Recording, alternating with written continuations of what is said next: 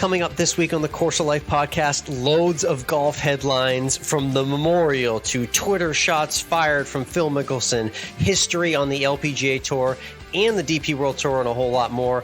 Plus, we're tuned into life outside of content and the screens in the life of ours, and Zelda as well. Plus, this week's guest, LPGA Tour pro Emma Talley. Very interesting conversation about her life off the course, but we get into some details surrounding putting from a professional as well. Finally, it's schnitzel and ribs when we always end with food.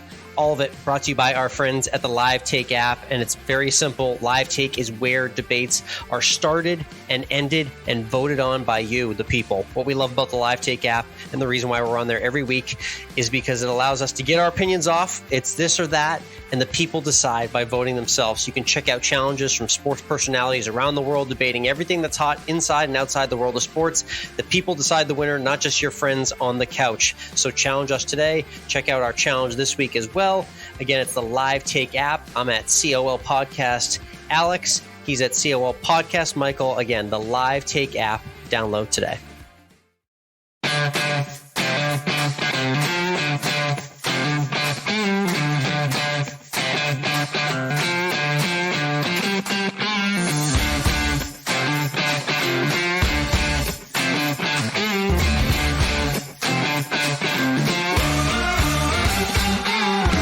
Hello, interwebs, and welcome to Course of Life. We are proud to be presented by our friends at Desert Box Golf and the Live Take app. I'm Michael, he's Alex. And Alex, it was the Memorial at Jack's Place. Always a entertaining week of golf to be had.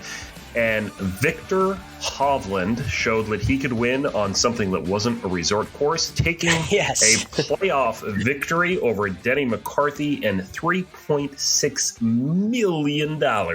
Yeah. And so Viktor Hovland, the Memorial is usually a jumping ground in order to winning a major. We saw John Rahm do it last year, or 2 years ago, I believe it was. True, yep.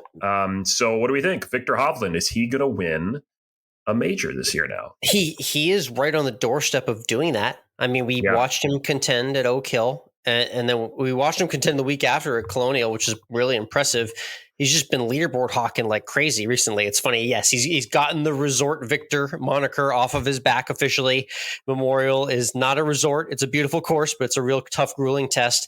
And he won under tough conditions as well, too. So hats off to him. He is in major championship conversation. And the reason why maybe he is, and a player that could be ranked higher than him, like a Max Homa, isn't, is because, Homa hasn't shown much yet in major championship play. Hovland has already contended, so he's absolutely in the top 5 listed names for the U.S. Open. Yeah, I think Viktor has top 5s, and it feels like the last 2 years in almost every major. We certainly are seeing him on Sunday as part of the conversation. And of course, I want to bring up Scotty Scheffler, who again put up a number on Sunday. He put up that 6-under number with a 67. Can he please just learn how to putt the ball again? That's insane.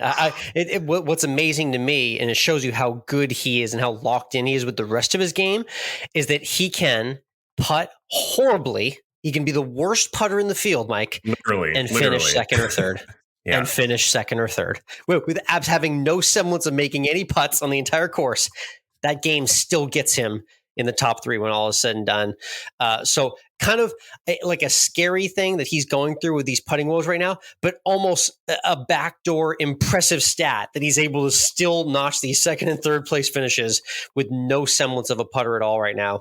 He got burned by it. And the other putter who I got to mention, Mike, my guy, Denny McCarthy, I had him in my Run Your Pool pick last week. He was going off around 70-1 odds to win the Memorial.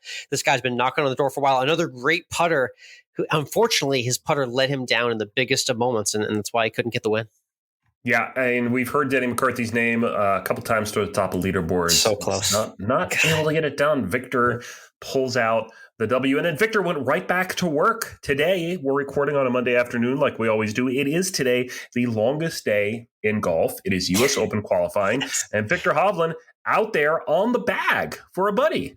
How about that? Yeah, his buddy Zach Bouchot, who's trying to qualify for the U.S. Open, needed somebody on the bag. Hey, Victor's in the area.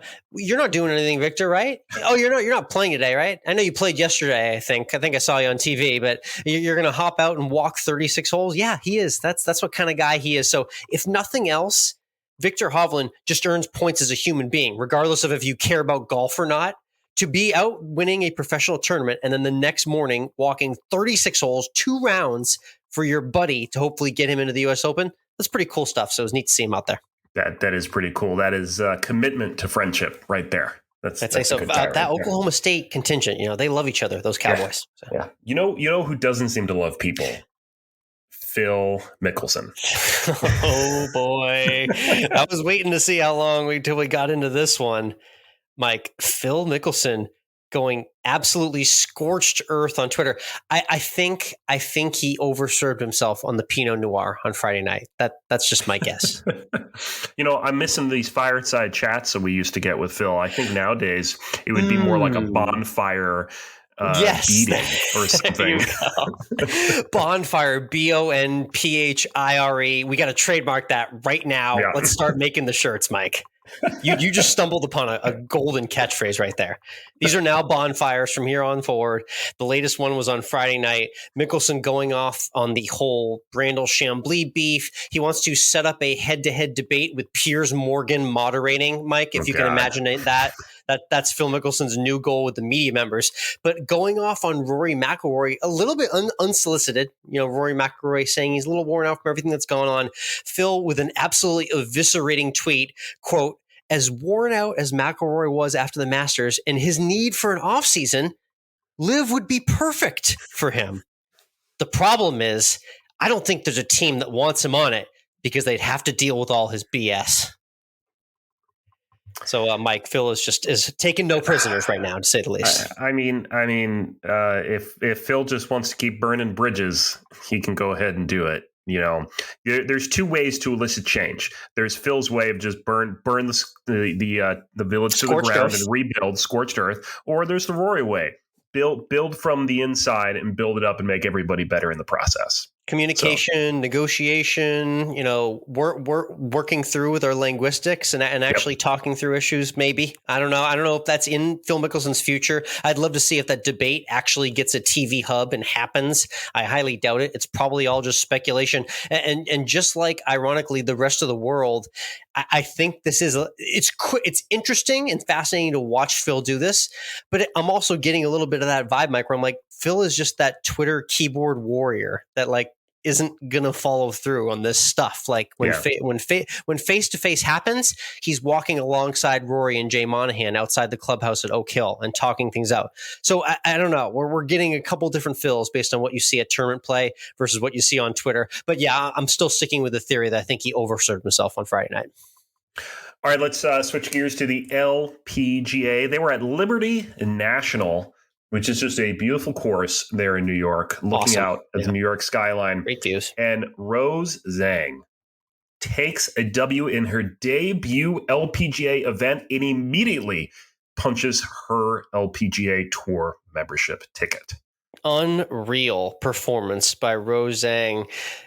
All the hype in the world has been thrown on this name. And this is a name that you and I had heard anecdotally because of winning the U.S. Amateur with all that pressure being the favorite. And then remember going to Augusta for that Augusta National Women's Amateur, being the resounding favorite and still backing it up and winning there too. And then all the pressure in the world mounting as she decides to quickly make her pro debut. And wouldn't you know it, she goes out and wins the freaking tournament.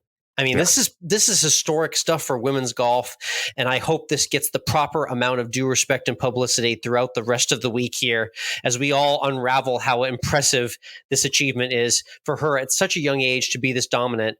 It gets you very excited for what her future could be like in women's golf. Yeah, and to take the W also in a playoff, I think is just impressive that she's able to do that. It's hard enough to take a lead into a Sunday, and she kind of lost it there, but then to recover and take this W. So this is so I'm going to ask the question, because this is what we do. Is Rose Zhang the new Tiger Woods of the LPGA? Oh, wow. Yeah. I mean, you just want to jump like that. Well, I Yeah. mean, we remember we sat in this position with Michelle Wie, who ironically was the host of the tournament this past week. Very, very ironic how that all played out. We sat in the same position with Michelle Wie. We watched her play in PGA Tour events as a teenager before she even started her LPGA career. She ended up getting a major championship, but admittedly, didn't follow through on those Tiger Woods-like expectations. Now we're we're having it come around again now. I'm expecting much more career-wise in terms of her achievements. Her getting this first win right off the bat really takes a lot of pressure out of her for the next few years. Knowing she can already climb that mountain, I think is going to allow her to do it several times over before she even gets into her mid-20s. So I'm expecting big things. The weight of the world is on her shoulders. I want her to just kind of relax and take it all in at such a young age, but a lot to handle. I'll tell you this, Mike. The big highlight for me on Twitter this weekend was coming from not Rose Zhang, but Justin Rose. I guess I'm friends with Justin Rose. He helped me win at Pebble Beach earlier this year.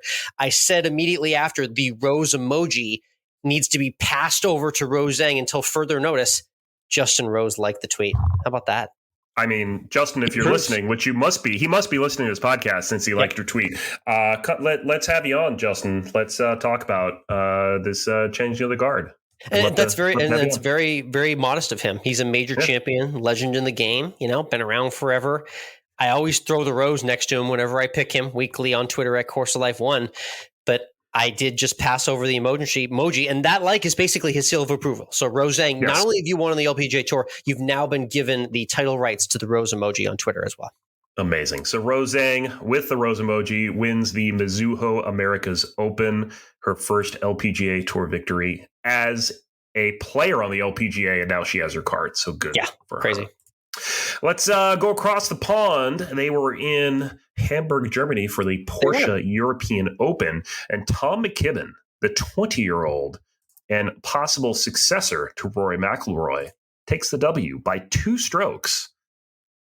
Yeah, not to be understated as well, too. I watched this wire to wire on Sunday morning, and I was fascinated because I was like, who is this lanky kid? This kid is so young. His hat doesn't even fit him. Remember what we looked like when we were teenagers? Yep. When like our adult hats were just too big for us on the golf course? That's what Tom McKibben looks like. Like, this guy is like all of 150 or 60 pounds.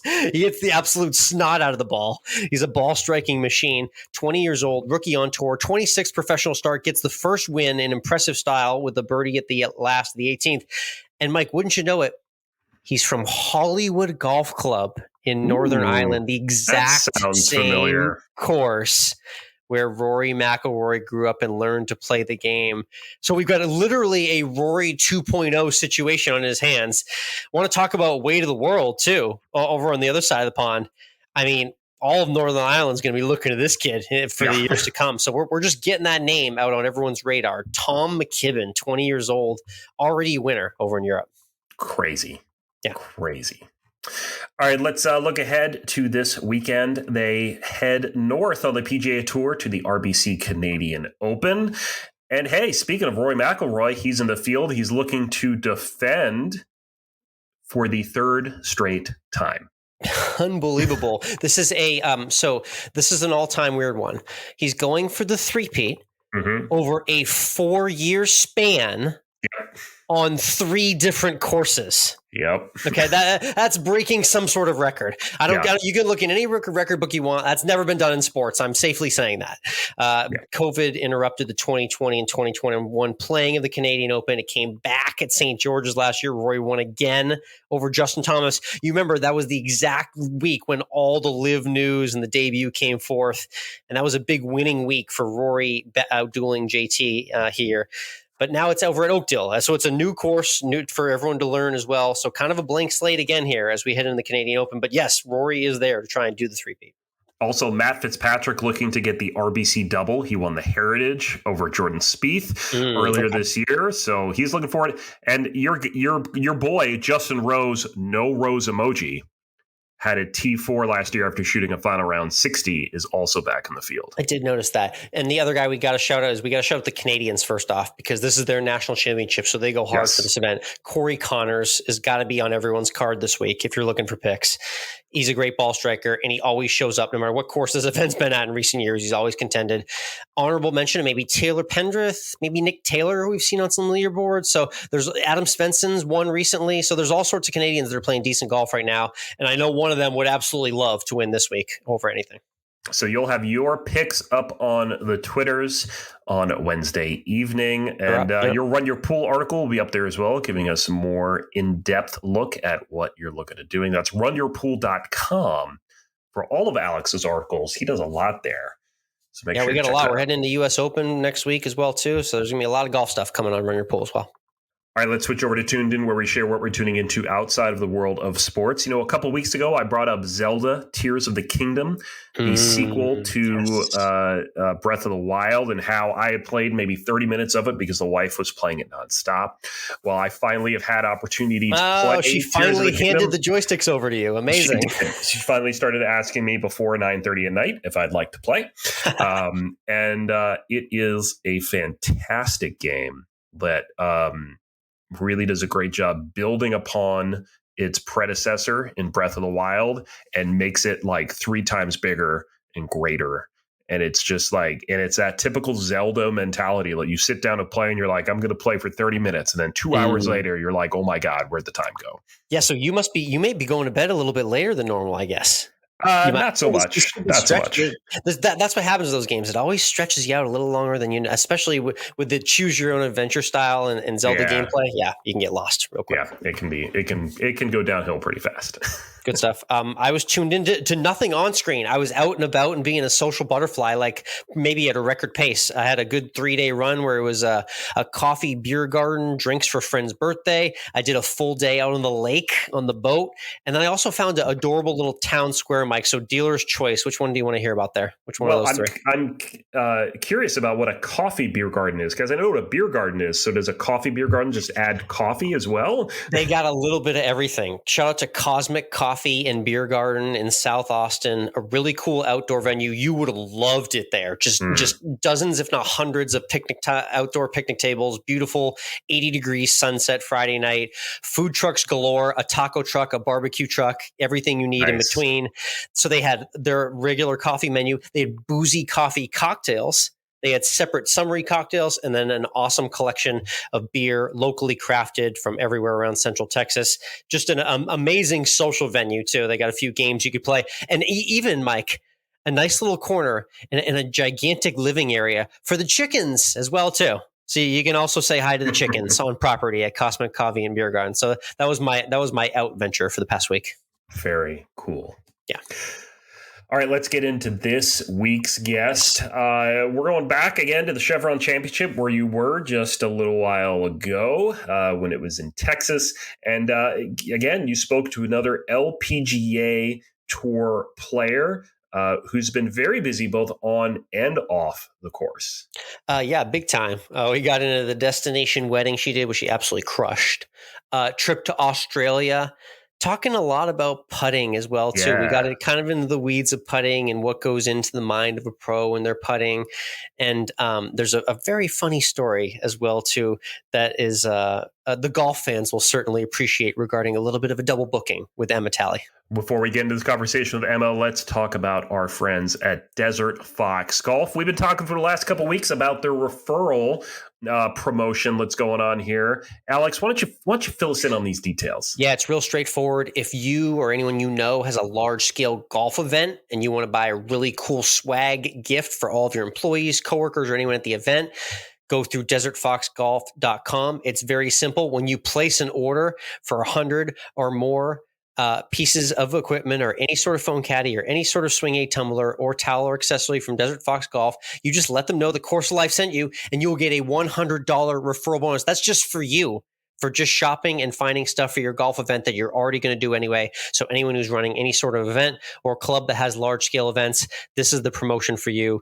And also, shout out those fathers for the Father's Day celebration as well. Be sure to check out desertfoxgolf.com for everything they do.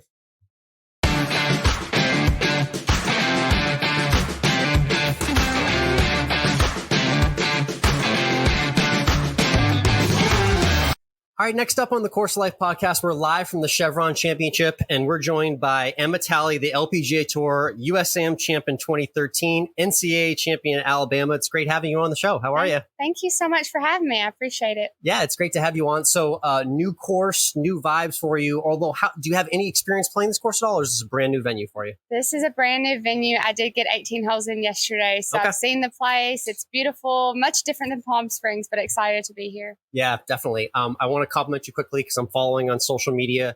You absolutely crushed your destination wedding this past off season. I want to know, where in Hawaii was that? Yeah, it was actually, this is a funny story. I'll take a few more seconds than you want probably. No, absolutely. That's what we're here for. I got engaged last March and we were so excited to get married. He's from New Zealand, so we decided to get married in Hawaii. It's halfway. Oh, okay, yeah. We messaged 20 different hotels and we ended up getting married in Honolulu at the Kala Hotel.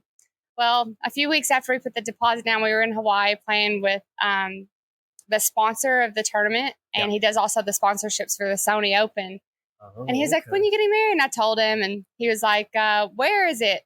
And his face got white. He was like, that's the same week as the Sony Open, and it's the same place as the Sony Open is played. Oh, so we couldn't get Wailea there? Yes. Yeah. So we got married there. And funny enough, he caddies on the LPGA Tour. So it was almost hilarious because we can't get away from golf. It was bizarre, like such a coincidence, but it was great. Of course, the professional golfer would put their wedding right next to a professional golfer. I know, and had no idea. That's awesome. And I know you were just out there last week too.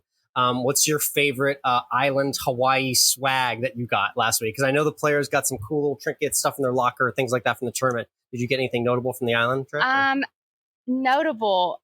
My favorite thing, personally, we didn't get this in our lockers, but my favorite thing is just the acai bowls. I went to like a food truck. I went to a grocery store. I went all around the place. So much more authentic there too. I bet, it's so good. That's my favorite part. I love acai bowls. Not something I think about often for breakfast. When I have them, like, God, I need to have these more in my life. It's so good. Probably too much sugar, but they are good, especially in Hawaii. Let's talk a little bit about Odyssey as a partner for you. I'm curious because I've had an Odyssey putter forever. Tell me a little bit about your relationship with them and your keys for putting and what you're working on with your putting these days. Yeah, putting, actually, I gained 2.5 strokes on putting last year on the LPGA. So putting's my favorite part of my game. I love to putt. Odyssey's the number one putter in golf right now, which is pretty crazy. They have been for a while.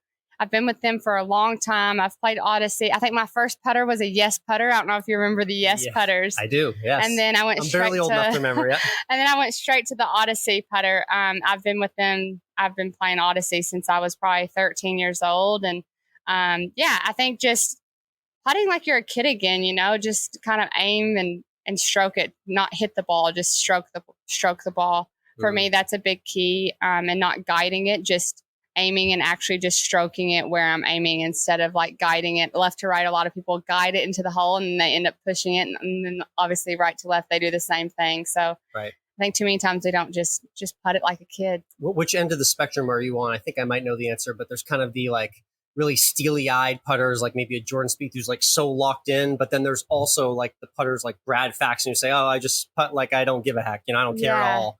Do you try and balance that, that carelessness versus also being locked in when you're putting? Totally. I think I'm probably in the middle. My mental coach actually pulled me aside last year right before I started putting really well. And he was like, I want you to start putting like a kid. Like, stop doing your pre-shot, stop doing everything, and then just putt. And we started from ground zero, and I kind of built up a new routine, pre-shot routine. That's and a scary thing for a lot of golfers. I feel like it's just like, hey, start over. Stop that the way you're getting ready for every putt. Yeah, and it actually really helped. I kind of changed my routine, and ever since then, I've been putting really well. Kind of a mixture of all of that. I mean, I'm definitely technical. I do the same technical drills every day, but once I'm over the putt, I just try to kind of, like you said, like Brad Faxon, once I'm over it, there's not much you can do after you're over the putt except speed. So I think speed is really important.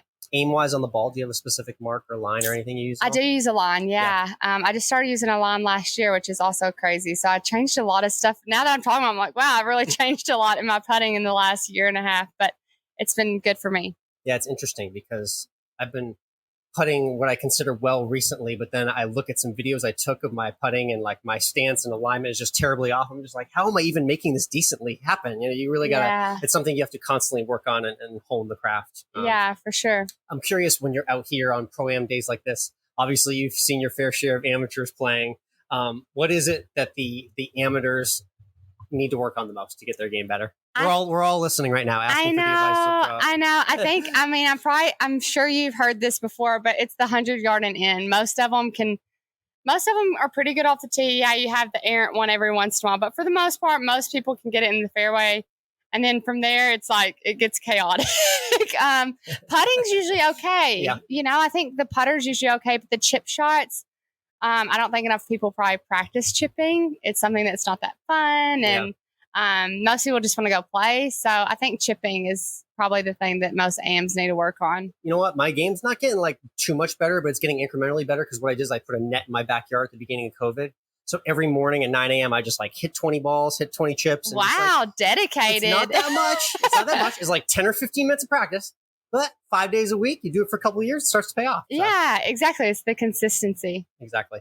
All right, let's get into a really fun conversation of probably the coolest international destination I've ever been to. Let's talk about Australia. Yeah. There. First off, I stayed in Sydney for an entire week. Went out and did a whole bunch of other stuff. But just tell me your favorite part about being in that city. It's a very unique location. Sydney was so fun.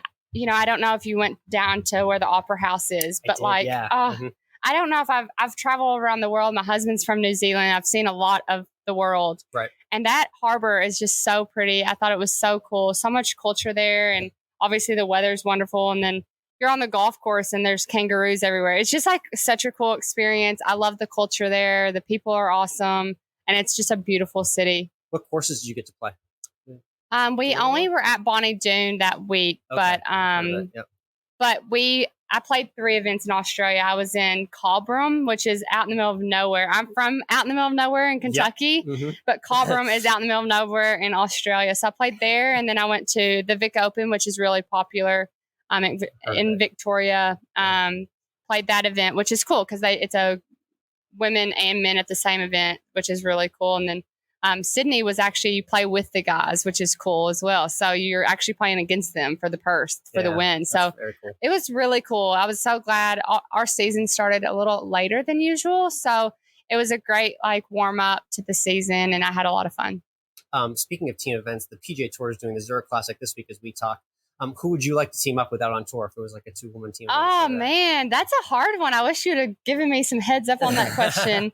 I don't know. I'm a big Max Homa fan right now. I think he seems like such a cool guy. Also a fantastic tweeter. Yes. A great golfer, too. Yeah. Great sense of humor. I like his game. I think he's a cool guy. He seems like a family man. I've never met him, so I think he would be really cool to team up with.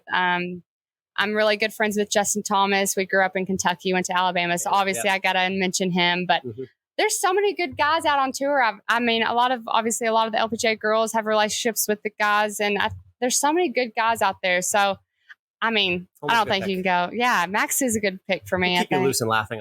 Exactly. Yeah. It's a good vibe. All right, cool. Let's get into a random rules question. It's not testing your knowledge of the rules. It's just a random experience that might have to do with the rules of golf. So this is scary. All you got to do is just tell me when to stop. Okay. Stop. All right. This is scary. All right. So these are about use of equipment. I guess the question is, have you ever had like a random equipment snafu on the course, like a broken club or a club needs to be replaced? Oh, you would ask me. Yeah. So I do not get mad on the golf course, but last year at KPMG, I got in the habit of, when I'd get mad, when I'd miss a putt, I would hit my foot on the shaft of the putter. Yeah. Okay. So my husband, who's caddied for me, decided to caddy for me for 1 week last year at KPMG, and I got mad and I didn't, and I didn't hit it that hard, but I don't know if you've seen the new Odyssey putters. They're red, and then there's a black line, and then it's silver, so it's a different type of metal. Yeah. I must have hit it right because I didn't get that mad. I hit it right there and it snapped in half, and I cried the last 5 holes, and it was a whole ordeal. I was so embarrassed. I felt so bad, and it was an accident. Guess what? I had no clue it happened, so don't worry about it. I did break a club during a tournament, which was so sad. And your husband said, "You do this every week?" Yeah. He was like, "I'm never doing this again." Nicely. Yes. Love you. I'm never doing this. Yeah, again. exactly. Very cool. Let's do our 19th hole question before we get into the snack selection. 19th hole meal. So you finish the round. You get into your favorite clubhouse. It's time to sit down and enjoy a great meal and drink. What's like your go-to choice for a 19th hole meal and drink? Oh, am I playing in a tournament or just like for like a casual practice round, off week? You just played well and birdied the 18th. You got nothing in front of you. There's no tournament around for a week. You know what? I think I'd go with the classic burger, like burger, sweet potato fries. Oh yeah, that's every sweet potato fries. That's the wrinkle. A lot of people say burger, but not people say sweet potato fries. If I was in a tournament, I would probably go for like a Caesar salad with chicken. I love Caesar salad. That's my go-to. Soup and salad's my go-to. You managed to hit the two probably most popular answers. The chicken Caesar combo comes up a lot when I ask that question. Yeah, it's just refreshing. Yeah, it is. After a round of golf. Cool. We're in Texas here, so I'm showing Texas hospitality with a food giveaway for our guests. Have you ever heard of or been to a Buc-ee's before? Oh, heck yes. And their barbecue sandwich, so good. Due to our time and scheduling, you're down to the last two selections for the snacks from Buc-ee's. Okay. But just know that you do have the choice between jalapeno cheese puffs and chocolate meringue. Oh, so chocolate meringue, 1,000%. All right, so this is what I'm taking for my drive then. Yeah. Thanks. What else would you get if you went into a Buc-ee's? Have you tried the, jerky, trail mix? Chocolate covered pretzels. What would you go for? Every time I stop, I get a pulled pork sandwich.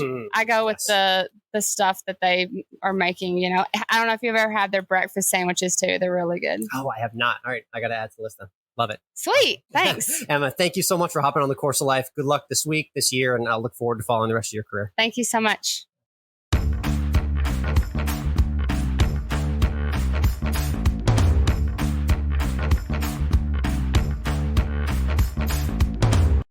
And we're back. Great chat there with Emma. Love to hear, because more players need to do this, in my opinion. Like, she has the Brad Faxon mentality, thanks to her mental coach, to get over the ball when you're putting and hit the ball. Don't stand there for 20 minutes.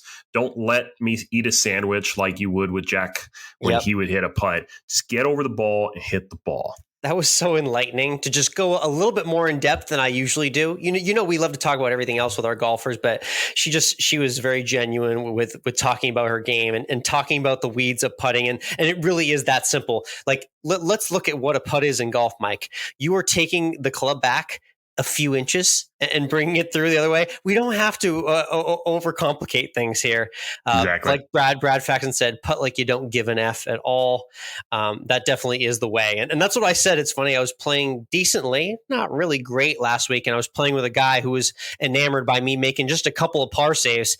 And he said, man, I need a putting lesson from you. I said, you don't need a lesson from me. You just need to know that you just got to putt like you don't give a damn. Carelessness is key when you're on the greens. So hopefully Emma can extort a little bit more of that for the rest of her season, but looking forward to following her game as the season progresses. And I think her putting's going to improve week over week as well. Yes, indeed. And as you did do with a lot of the guests you saw at the Chevron Championship, we're going to have a this or that video going up on our Instagram. That's COL Podcast. By the time you're listening to this, it should really already be there. So go ahead and check that out at COL Podcast on Instagram. Alex and I are there as well. He's Course of Life. Alex, I'm MWRINC. Alex's golf picks are on Twitter every Wednesday. He's at Course of Life 1 on Twitter. I'm at MWRINC. Nailed it. We're also on the Live Take Sports app, where you can hear our weekly live takes on things in the world of golf. It's Course of Life Alex and Course of Life Michael. So check us out there as well. We're on YouTube, Spotify, Apple, iHeartRadio, everywhere that you are. We're there. We're literally in your living room right now. Yeah. And I was doing some writing as well too. Let's get into some other strange content. I did a funny article just updating the world on the off-season gossip with the NFL QB mics. How in tune are you these days? You need me to update you on what the QBs are doing these days? I really couldn't give two fucks. I really. How about Tom Brady and Kim Kardashian, Mike? The internet will explode if that happens, right? I mean, maybe. I won't. Yeah, whatever. Yeah, spotted in the Bahamas eating dinner together. I couldn't believe it when I read it either. Yeah, nuts. Aaron Rodgers loving life in New York. He went to a Rangers game, a Knicks game, a Taylor Swift concert, Broadway play, saw Wicked on Broadway. Aaron Rodgers is just loving the New York style life right now. How much longer till we get a dick pic leak coming out of Aaron Rodgers? Well, yeah, we haven't seen what he's done out in the single market yet. He's kept that part private so far. But once that part leaks out, I'm sure we'll get some more headlines. So yeah, check out runyourpool.com for all the offseason quarterback tea and all the other stuff I write as well. All right, we got a new segment that we're rolling out this week. It's called Wormhole of the Week, where we're going to share a wormhole out there in the world, usually the internet, that we're going down over this last week. And Alex, what wormhole did you go down? Yeah, so this was actually an equation here. It's an intersection of two wormholes that led me to another, if you can believe that. So wow. You can kind of do the math here, but I was looking at a lot of Vegas content. I was watching a lot of Vegas videos before my trip to Vegas. And then I got down a wormhole where I was watching a lot of like police dash cam, body cam videos, which is a really weird wormhole. Yeah. But then when you put those two together, Mike, you get the sneaky, suspicious gambling wormhole. So I've stumbled on Stephen Bridges and the card counters out there, Mike. Well, what do you know about counting cards in blackjack? Do you think you're smart enough to do something like that? All I know about card counting is what I learned in Rain Man. So good movie reference there. Yeah. So Steven is a professional card counter. He just hops casino to casino. This guy's just on a mad chase around the U.S., going in and getting kicked out of casinos left and right. So he's known now at this point because he'll go and sit down, and casinos will literally just kick him out and say, you're too good of a player. We can't have you sit at the table. And they just ask him to leave. So he's just trying to find any casino where he can sit and play for longer than an hour. And he films it all on a hidden camera that he puts in his chest. So fascinating, illegal / shady, shifty activity in the casinos. If you're into that type of thing, that was the wormhole of the week. Crazy. Yeah. Let's #AlwaysEndWithFood. Yes, our food segment and every Course of Life podcast. Always End with Food on Instagram as well too. We're both getting into meat, so vegetarians duck and look away right now. I had quite the sandwich this past weekend, Mike. Shout out to District 6 in Georgetown, Texas. It was a Buffalo Schnitzel sandwich on Texas toast. So you can fry up schnitzel, pound it down. It's that wonderful fried pork. If you throw breading on that appropriately and some buffalo sauce and ranch and lettuce and pickle, you basically have a fancy version of a buffalo chicken sandwich, and boy, was that a find. That is one of the more unique and tasty sandwiches I've had in a while. So Buffalo Schnitzel Sammy was my hit of the week. I like it because sometimes with a buffalo chicken sandwich, that chicken's a little too thick. It's hard to get your mouth around that sandwich. So I like that idea of doing schnitzel, nice and thin. Makes a little like that chicken parm thickness of patty. You know what I mean? A nice thin pounded out patty. Very easy to eat. No fumbling at all. Everything went down, not on the plate. So yeah, Buffalo Schnitzel Sammy for the win. What was your meat find? So I went to a common restaurant right in downtown Savannah on Broughton Street. Really awesome place. And I got their short rib hot plate. So this was a braised short rib with a coffee whiskey glaze, sesame seeds, served on top of creamed collards, a sweet cornbread, and a red wine onion jam. Oh my! And it was I have to say, the cornbread was hands down the best thing on the plate. And I've never really liked collards before either, but just the combination of everything was fantastic. You hit on so many sweet points there. Oh my God. So much sweet. Wow. Yeah. Well, it was funny. The short rib was maybe the least heavy thing on the plate. And a short rib is kind of a heavy meat when you think about it. But it was fantastic. It was spectacular. Good stuff indeed. And BT Dub for the foodies out there, you crushed me on hamburgers versus hot dogs on the Live Take app. So congrats on that win. But find us there for all our future debates as well. That was Always End with Food, and a wrap on another great Course of Life podcast. For Mike, I'm Alex. We'll see you next week.